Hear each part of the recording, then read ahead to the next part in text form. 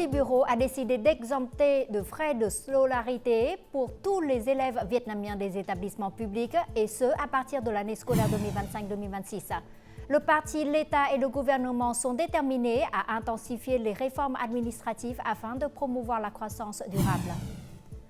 La stratégie de développement du tourisme vietnamien à l'horizon 2030 identifie le tourisme culinaire comme une clé pour attirer et faire revenir les visiteurs.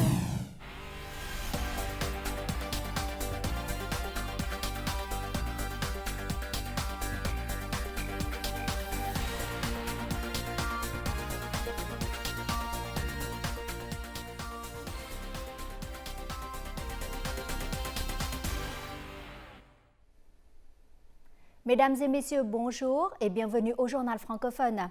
À partir de l'année scolaire 2025-2026, tous les élèves vietnamiens suivant l'enseignement continu dans les écoles publiques de la maternelle au secondaire seront exemptés de frais de scolarité. Cette politique vient d'être approuvée aujourd'hui par le bureau politique lors d'une réunion sur la ratification de l'appareil politique. Après avoir écouté le rapport du gouvernement sur la capacité d'équilibrer les finances pendant et après le processus de rationalisation, le Politburo a chargé le ministère de l'Éducation et de la Formation, les ministères de Finances et d'autres ministères concernés pour mettre en œuvre cette décision d'exemption de frais de scolarité. Le bureau du comité central du parti a publié aujourd'hui les conclusions du secrétaire général To Lam à l'issue de sa séance de travail avec la commission centrale des politiques et stratégies.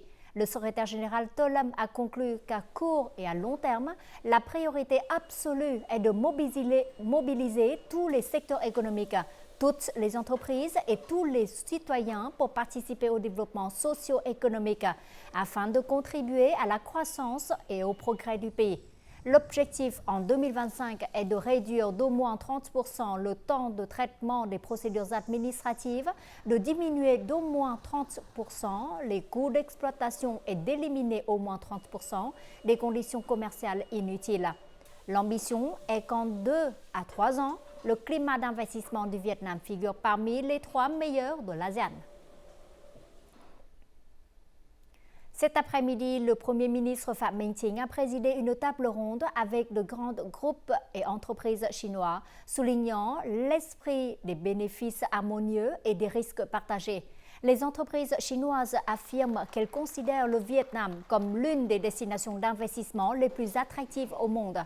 Lors de cette rencontre, Phạm Minh Chính a partagé les 9 grandes politiques et orientations du Vietnam, notamment la promotion d'une croissance rapide et durable, la rationalisation de l'appareil politique et la simplification des procédures administratives.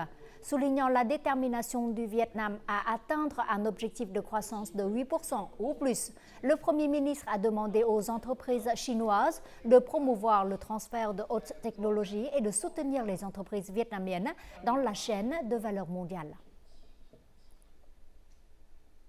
Le parti, l'État et le gouvernement sont déterminés à intensifier la réduction des procédures administratives afin d'accélérer la croissance durable du secteur privé. De nombreuses entreprises privées se montrent enthousiastes à propos de cette politique car il existe actuellement trop de lacunes et d'obstacles qui entravent leur développement. Tout de suite, état des lieux. Participant au programme de relance économique de Ho Chi Minh Ville il y a 4 ans, les entreprises de mécanique de l'Association de mécanique et d'électricité de Ho Chi Minh Ville ont emprunté des centaines de milliards de dong pour construire des usines et investir dans la technologie. Cependant, elles n'ont pas pu bénéficier du taux d'intérêt préférentiel en raison de quelques lacunes dans la loi sur les investissements publics. Il a fallu plus de 4 ans pour résoudre un problème.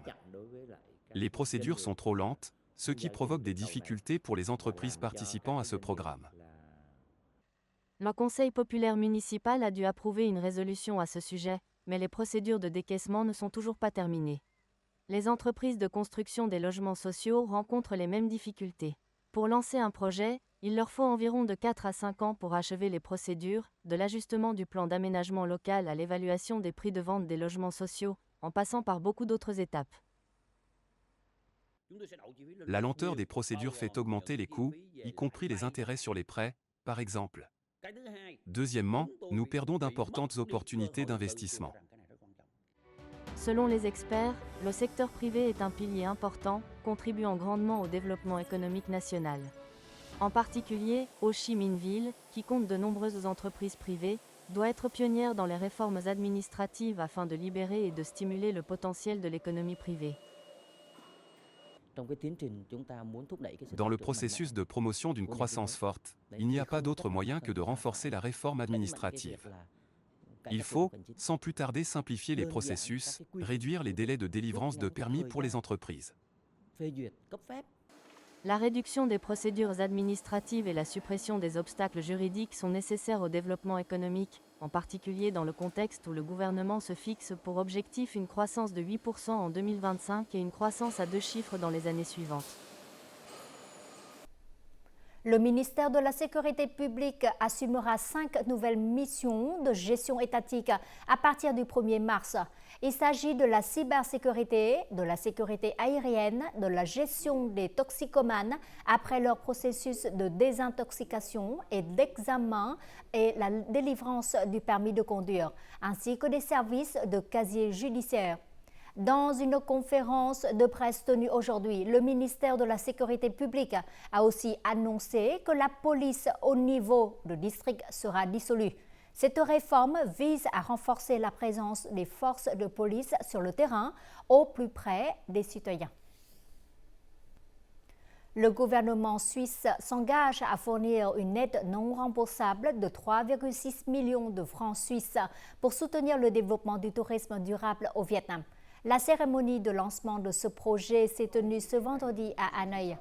Le projet, prévu pour la période 2024-2027, sera mis en œuvre d'abord dans 3 provinces pilotes, Hà Giang, Quảng Nam et Đồng Tháp, avant une éventuelle extension à Huế, Cần Thơ et Hanoï. L'objectif est de soutenir la reprise du secteur touristique vietnamien après la pandémie de Covid-19 et le traitement des défis du développement durable du tourisme. Le tourisme vietnamien a connu une hausse de 37% du nombre de touristes étrangers en 2024 par rapport à 2023. Outre la beauté naturelle, la culture unique et la gentillesse des habitants, la cuisine joue un rôle important dans le développement du tourisme vietnamien. Par conséquent, la stratégie de développement du tourisme du pays à l'horizon 2030 a identifié le tourisme culinaire comme une ligne de produits importante. Cela contribue à renforcer la compétitivité et la marque du tourisme vietnamien sur la scène internationale. La cuisine est toujours une priorité pour les touristes qui viennent au Vietnam. La cuisine vietnamienne est plus compétitive que celle d'autres pays de la région qui sont forts en matière de circuits gastronomiques, comme la Thaïlande et Singapour, où le coût est 2 fois plus élevé qu'au Vietnam. Les Sud-Coréens adorent voyager au Vietnam en raison de sa proximité, de son temps de vol court et de ses politiques de visa favorables. De plus, le Vietnam offre une large gamme d'hébergements, du petit budget au grand luxe, et une cuisine variée très appréciée des touristes sud-coréens. Saveurs du Vietnam est le dernier produit de l'agence de voyage de luxe Abercrombie Kent, qui est lancé à partir du 4e trimestre 2024 pour les voyageurs américains. Ce circuit gastronomique dure 8 jours et commence à partir de 6 995 $ par personne. Nous opérons depuis plus de 60 ans avec 75 succursales dans le monde entier. Nous sommes donc confiants de choisir le Vietnam comme destination pour des circuits culinaires internationaux. Dans notre stratégie de développement, nous souhaitons promouvoir le Vietnam comme une destination de choix pour nos clients lorsqu'ils choisissent de voyager en Asie, car le Vietnam dispose de bons produits et services touristiques. Il y a actuellement plus de 100 clients sur la liste d'attente pour le circuit Saveurs du Vietnam 2025. Ce circuit culinaire commence à Hanoï et se termine à Ho Chi Minh Ville, avec un arrêt à la baie d'Along. Il permet aux visiteurs de comparer la différence culinaire entre 2 grandes villes du Vietnam. Les visiteurs pourront non seulement déguster des plats dans 2 restaurants étoilés Michelin, mais aussi découvrir la cuisine de rue et participer à des cours de cuisine. Les commentaires des clients ayant participé à ce circuit sont très bons. Ils sont très impressionnés par la cuisine vietnamienne, non seulement par les plats des restaurants de luxe étoilés Michelin, mais aussi par la cuisine de rue. À Hanoï, les clients peuvent déguster des vermicelles au porc grillé, du poisson grillé la vong et bien sûr du PHO aux saveurs traditionnelles dans des stands de trottoir avec de simples tables et chaises en plastique. Ces expériences ont été soigneusement sélectionnées par nos experts pour être incluses dans le programme du tour. Malgré son potentiel, la cuisine vietnamienne manque encore d'investissement et de promotion adéquats. Le développement de la cuisine de rue reste dispersé et ponctuel, tandis que l'hygiène et la sécurité alimentaire posent des problèmes importants. La main-d'œuvre du tourisme culinaire est également insuffisante, avec de nombreux employés non qualifiés, saisonniers et non formés. Pour parvenir à une croissance durable, une approche globale et efficace est nécessaire. Notre journal continue avec les taux de change et l'indice de la bourse du Vietnam.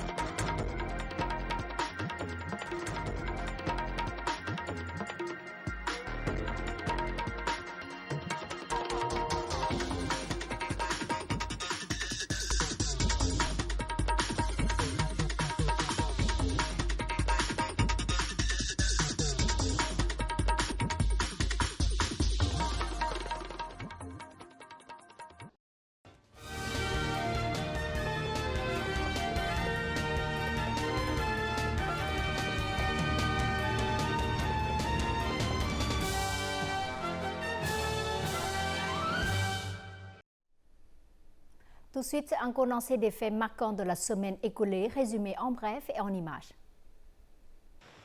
Au cours de la semaine écoulée, à l'occasion du 70e anniversaire de la journée des médecins vietnamiens, les dirigeants du parti et de l'État ont visité et salué les médecins de tout le pays. Le secrétaire général To Lam a assisté à l'inauguration de 2 établissements médicaux à Hanoï.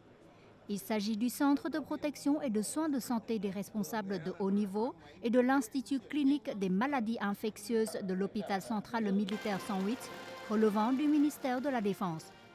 À cette occasion, le président Luong Kuong a eu une rencontre avec des responsables et des personnalités distinguées du secteur sanitaire national.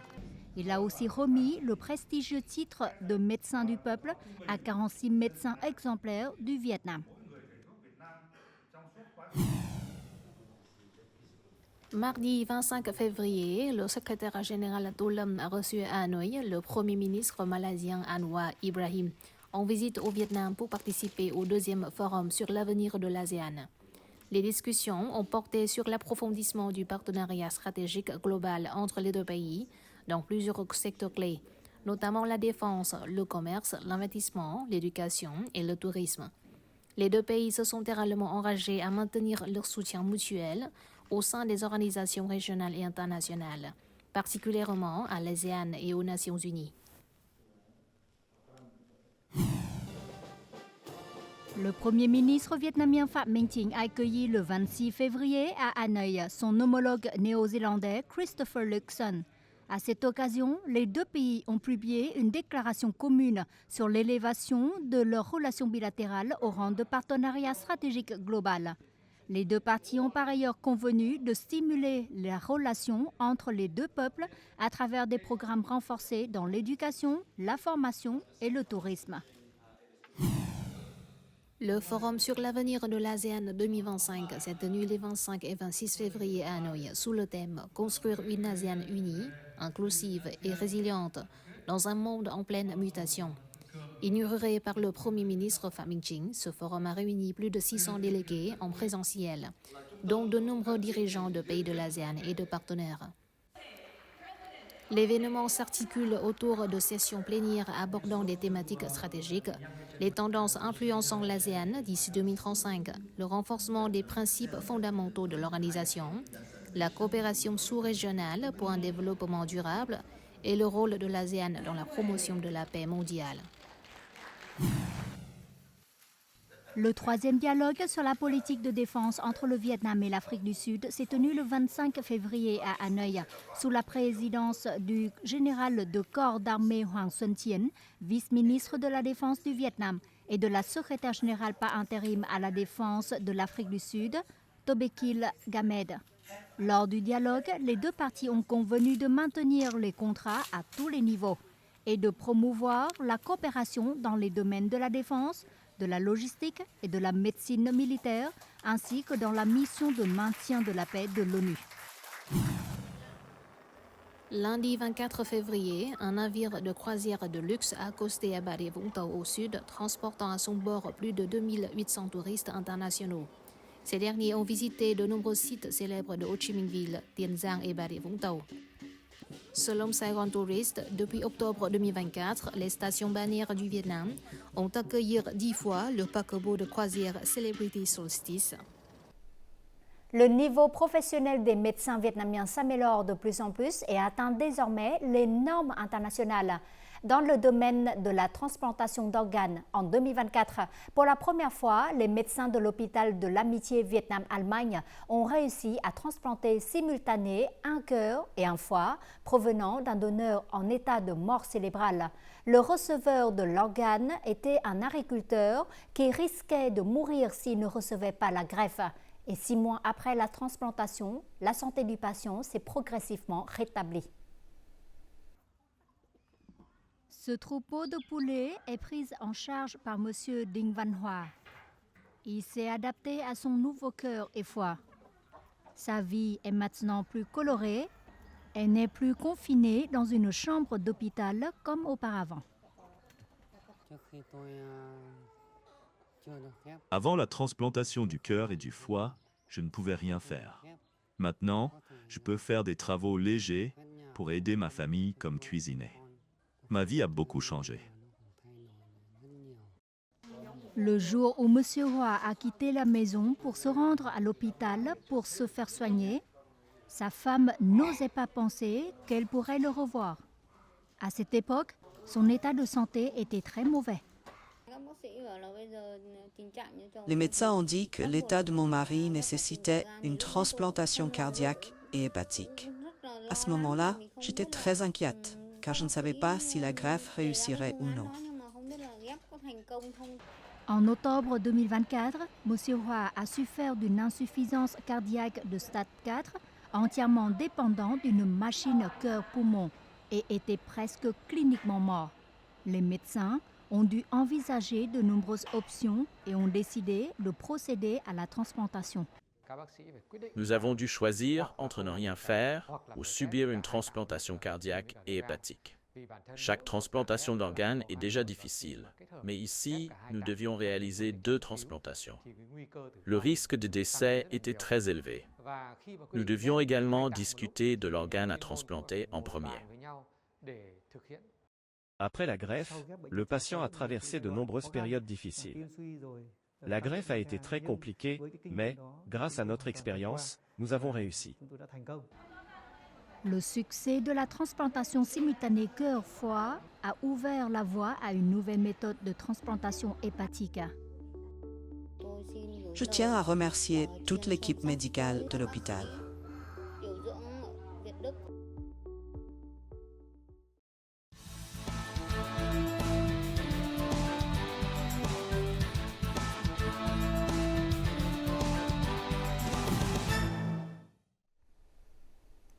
Les bánh chưng scintillants et ornés de perles ou les petits pains aux couleurs vives, voici les créations de Thư Phạm Buzzer, une jeune styliste culinaire talentueuse basée à New York, aux États-Unis. Entre ses mains, chaque plat se transforme en œuvre d'art imprégnée de la riche histoire, de la culture et de l'esprit du Vietnam. Dans le reportage suivant, nous vous invitons à participer à l'événement appelé Ăn Cỗ, qui signifie profiter d'un festin en français de Thư Phạm. C'est là où l'art culinaire rencontre la narration culturelle. Découvrons comment Thư Phạm a contribué à mettre en valeur le patrimoine vietnamien sur la scène internationale d'une manière vraiment unique et inspirante.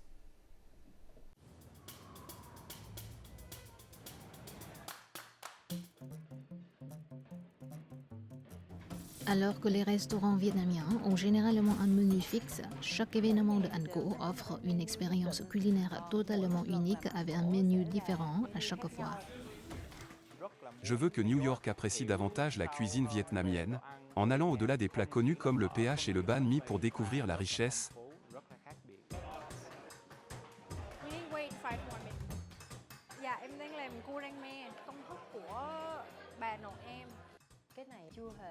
Il s'agit d'un concept entièrement nouveau et je suis fière d'être l'un des pionniers qui lui donne vie.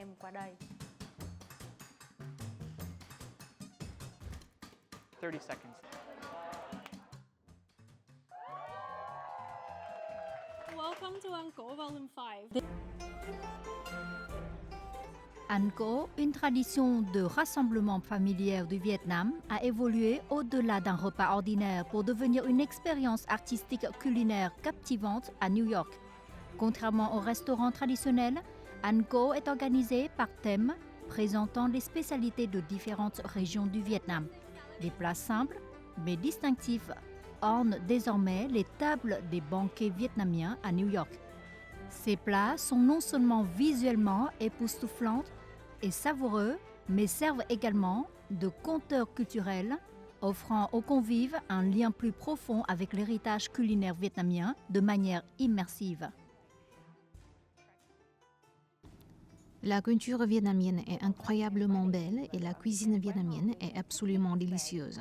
Ses saveurs sont à la hauteur de la gastronomie internationale.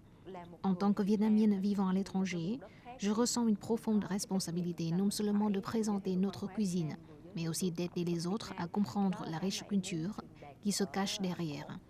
Nous partageons une profonde passion pour la cuisine et l'histoire vietnamienne. Chaque fois que je rencontre des gens, ils mentionnent souvent que New York, bien qu'étant un centre culinaire majeur, manque de restaurants vietnamiens. Cet événement m'offre l'occasion non seulement de mettre en valeur les saveurs vietnamiennes authentiques, mais aussi d'informer les invités sur la riche histoire du Vietnam et ses ingrédients uniques.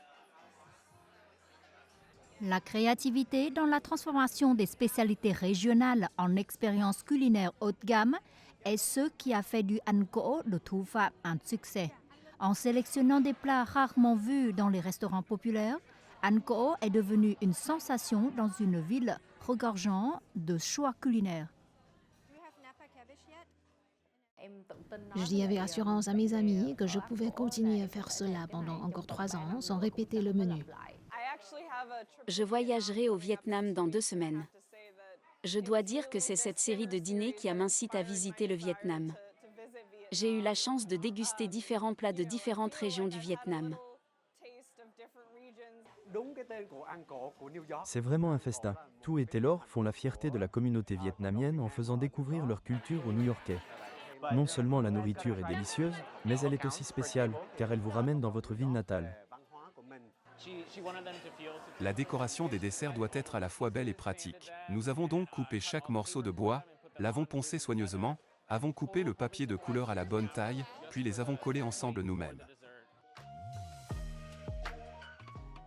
En tant qu'artiste d'installation culinaire à succès à New York, Thu Pham Boozer a collaboré avec des journaux prestigieux sur des projets qui mettent en valeur la beauté et la valeur artistique de la cuisine. Pourtant, plus elle est reconnue dans un endroit compétitif comme l'Amérique, plus Thu Pham est déterminée à élever la cuisine de sa terre natale. Lorsque je crée un plat vietnamien et que je le vois présenté dans les journaux et les magazines ici à New York, je me sens incroyablement fière.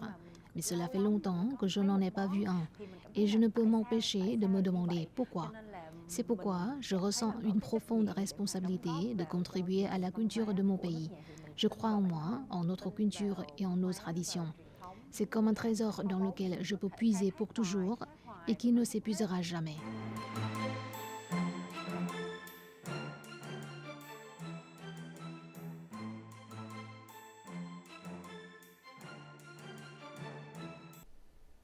En fin du journal, découvrons tout de suite les prévisions météo dans les principales villes du Vietnam pour demain.